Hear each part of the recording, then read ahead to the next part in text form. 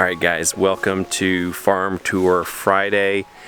This is something, I'm not sure if we'll do it every week, but we're going to do it some weeks. I'm going to walk the property, show you some things you've seen if you've watched our videos, but I'll make sure to include some new things in there as well. We've been out here about 4 years and we have really made some big progress, but there's things that are huge challenges too, so I'm just going to run around. We won't see every detail, but I'm going to show you some of the things I'm happy with, some of the things that are challenging. First, I'm going to start with fruit trees, and the fruit trees are looking really good. I'm standing here in this little apple orchard. There's about 13 trees here, and they've been blooming beautifully. What is not beautiful though is their kind of unshapely shapes, and part of that's due to the fact that I'm not masterful at pruning. Part of it is due to the fact that these trees have been pruned by goats and cows. Not this year, but in previous years. So some of them just are really nicely shaped. Some of them are really ugly, but they all are alive. They're all healthy, and they're all blooming and thinking of putting on fruit. Now, this is the first year I would consider letting them actually bear fruit. Some of them, like this one here, they are old enough. I think this is a 3-year tree, and they're strong enough they could probably carry some apples. Mostly though, I'm gonna hold off. We're focused on growing strong frameworks for future fruit production. Next, we're gonna look at the geese. We are down to 6 geese. The funny thing is that we don't know how many males and females there are. We know there's at least 3 males just from watching mating activities, but they basically look exactly the same. There is at least 1 female left, but it's hard to know the exact counts. And down inside this doghouse, they have, I think, 9 eggs now, and they haven't really set on them yet. I'm not sure if they're going to, so we're just waiting to see on that.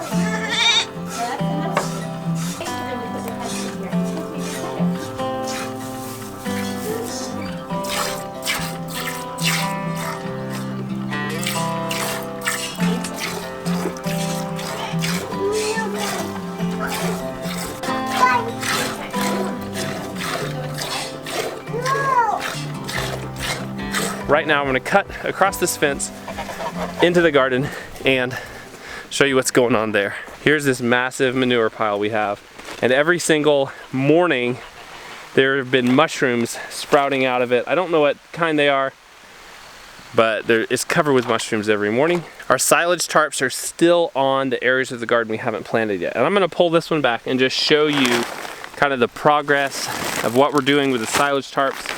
I don't have to pull it back much for you to see. There's a bunch of little seedlings down here, and these are germinated weed seeds that were in the soil, and when we made these beds they were exposed, and now they're germinating under this tarp, but they're also, you can see, slowly dying, and there's thousands and thousands and thousands of them. So we will leave these tarps on until they're all dead, and then ideally be planting in a weed-free environment to start with. Our raspberries and elderberries run from here all the way up this fence of the garden, and they look really, really good.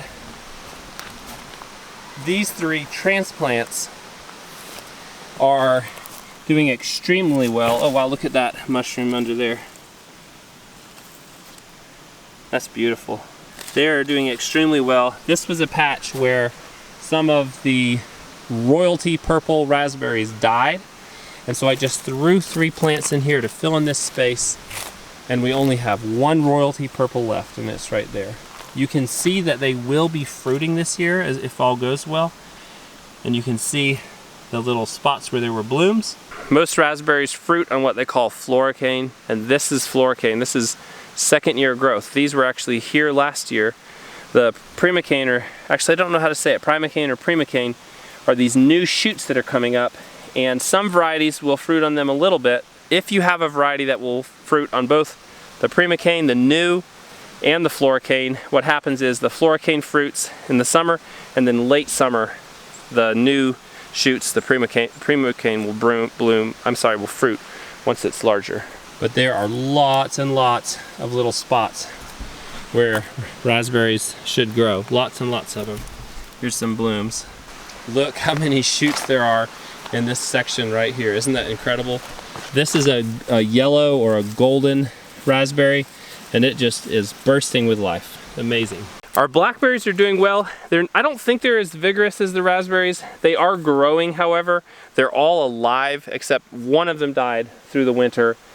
But they're alive. I'm just gonna say that.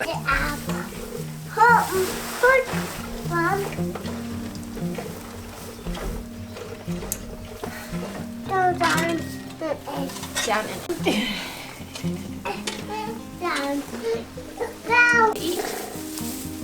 Oh no. I know. Do you remember what kind they are? No. They're not swallows, though. We learned they were something else. What were they?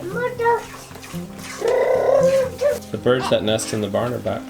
I know, I noticed yesterday. So much energy. It never stops. Where do you get all that energy? I think you sucked it out of me. This time of year is so full of life, and the birds that nest in our barn are back. And we both love them so much. We've been calling them barn swallows, but they're not barn swallows. But we can't remember what they are, because we know, we looked it up, but we just can't remember. But I love it. They make nests in these rafters. There's a nest right here.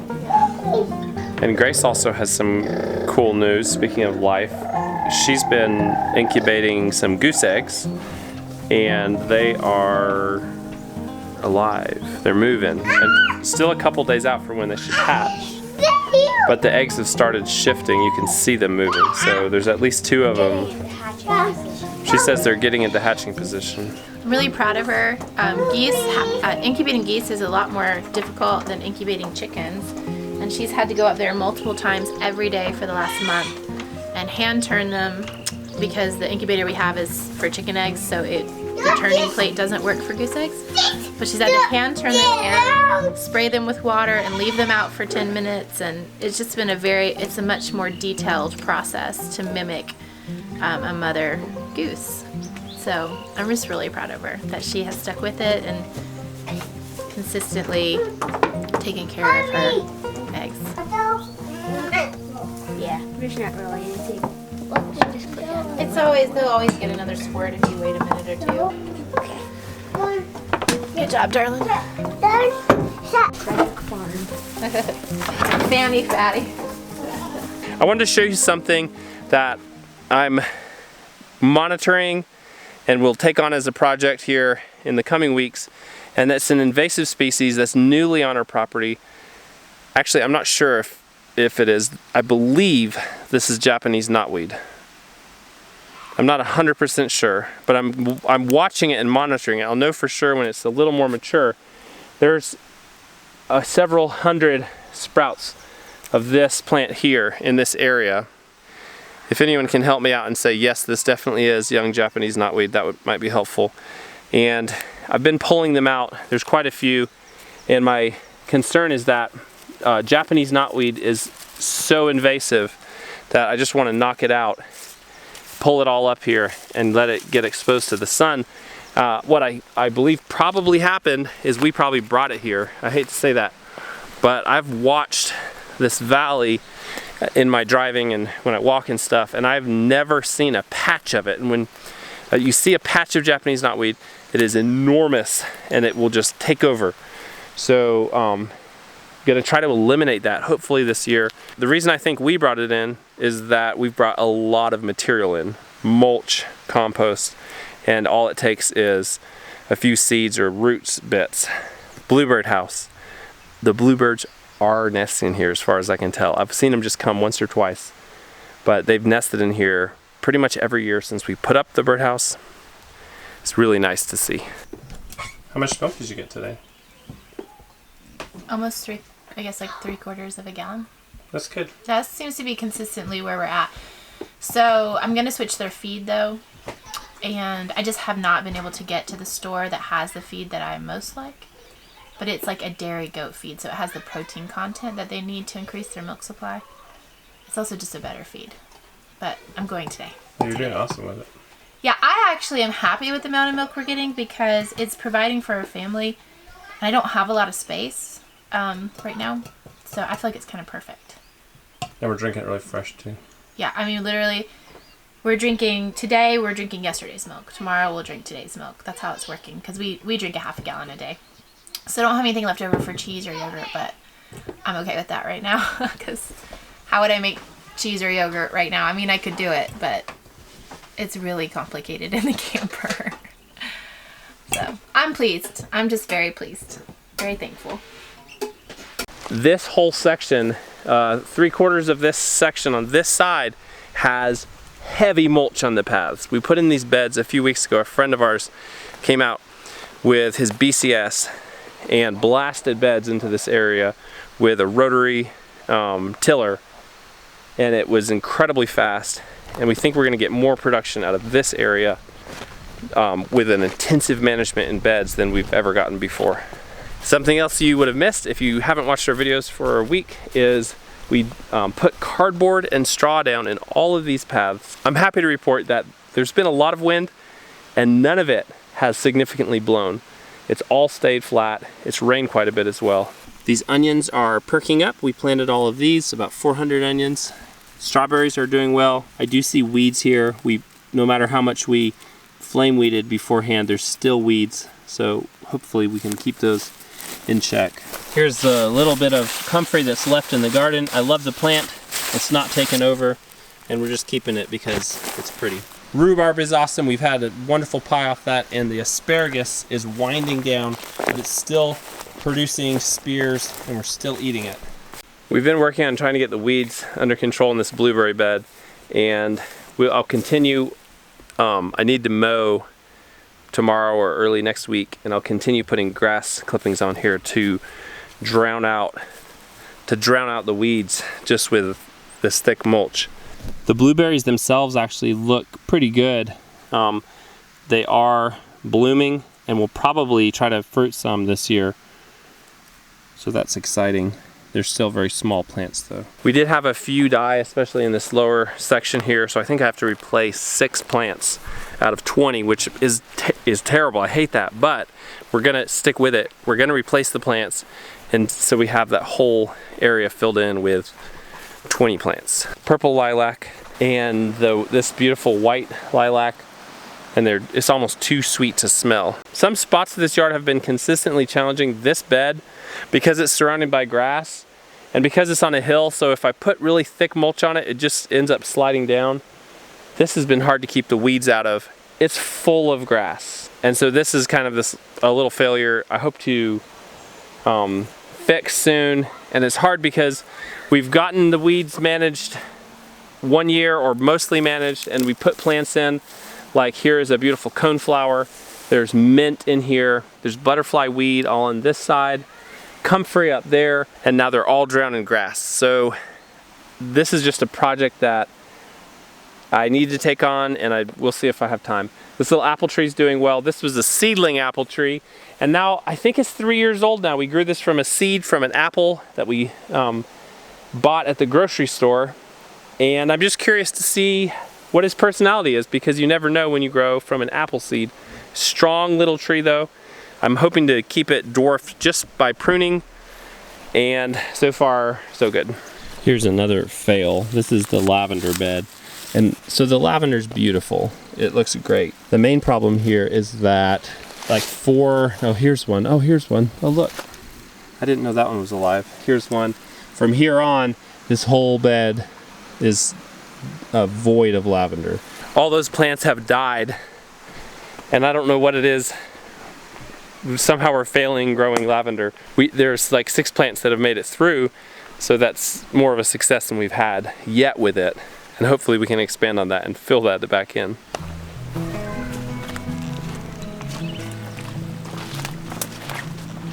The cows are pretty much done out here.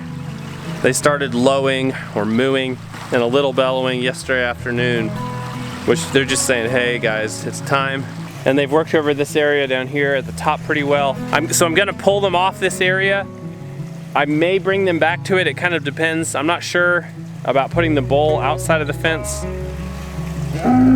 Okay, I'll get you moved. They've even been working on this multiflora rose some, not their first choice, but they are nibbling it down.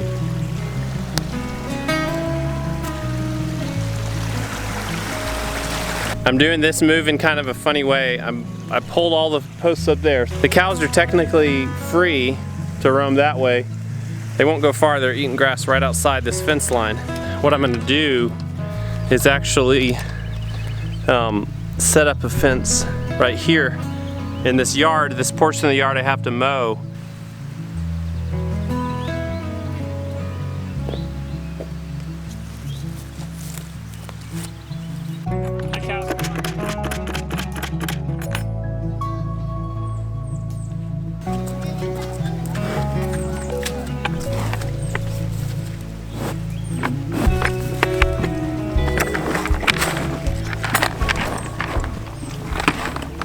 We're gonna move on to animals. I'm down here with Alice the cow. She's grazing in front of the camper and she is doing just fine. She's doing great. She looks beautiful. She's in really good body condition. We're keeping her happy on just sweet, thick spring grass. Let's washing the pee out. Okay. I don't care. I'm just washing it for fun. With all of our rotations, this is the first water we've had to use. This is a sandbox lid, that's terrible. But this is the first time we've needed to use one because we've kept the cows where they had an access point to the creek and rotated them along. The chickens are in right now. It's a little muddy in here because it's rained so much in the past days. It was raining most of the morning. And the chickens are normally out this time of day, but they're in right now just because we have so many layers of fences out here, and I didn't want to let them in to poop in a concentrated way where the goats are. Well, I guess I could let them out. They'd probably go up into the pasture here, but the chickens are up right now and we're getting lots of eggs from them. The goats are doing great. They're working on eating down the grass on the outside of this fence here, and you can just look and see like how clear this fence is. It's really, really nice to have the goats do this and not have to weed eat this thick section. This grass would be up on this second wire if the goats hadn't done this work. I do have to admit, these are some great productive little animals. For what they eat, the little they eat, I should say, they really produce a lot for our family in the form of milk. It's actually kind of fun to have them around. I've enjoyed having goats back out here, even though I haven't spent nearly as much time as Bree has. She's loving it. She's really liking these goats. I was cleaning the kids' room with them, and I came in to find this man in a peak of 2-year-old terror and industry washing eggs. He got himself a stool and he's going through this whole basket over here. Yeah, I see, you washed the egg, good job, wow. And he washed a lot of these eggs right here. You can see the ones that are wet, he's already washed. And as far as I can tell, none of them are broken. Hey buddy, we don't even wash eggs. Look how clean they are already. Did you think it was a good idea to get them all clean? Okay, you're a very sweet man.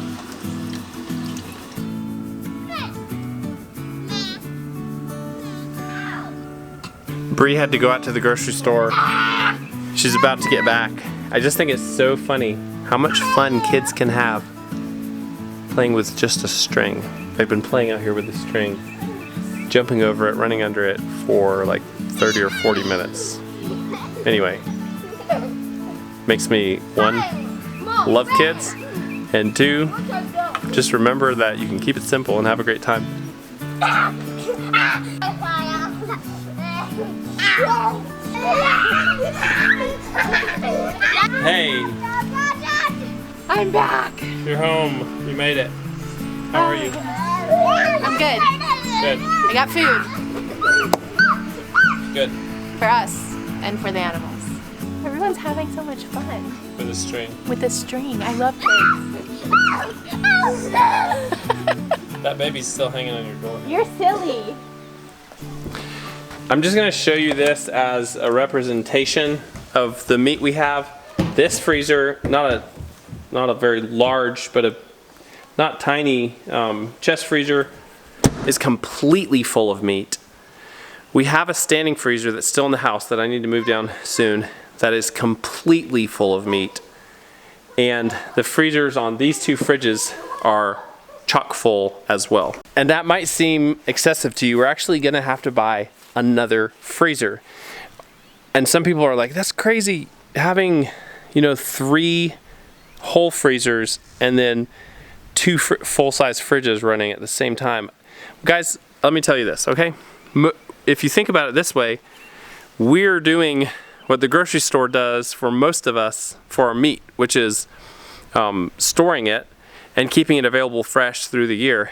And we're doing that for ourselves. So it's okay if we spend a small amount of money it takes to run a freezer. We're saving a ton of money on meat, and we really are. Honestly, we've been probably most pleased with our beef and very pleased with our pork for the price that it takes to put it in the freezer, but also for its extremely high quality. So what we have is almost a year's worth of meat in the freezer, and that's a really nice thing. It saves us so much money when we go to the grocery store. It's incredible how much lower our bills are when we're not buying meat at the store, not to mention not buying milk, eggs, or meat at the store. Soon the garden's gonna be popping, and we will really be enjoying growing our own food out here. So it's just exciting. This time of year, every year, the productivity picks up, and we really get to enjoy the harvest and the fruits of our labor out here. Guys, thanks for joining us. Hope you enjoyed this video, and we'll see you in an upcoming video. Maybe we'll do a farm tour Friday every week or every other week. We'll see you later. Goodbye.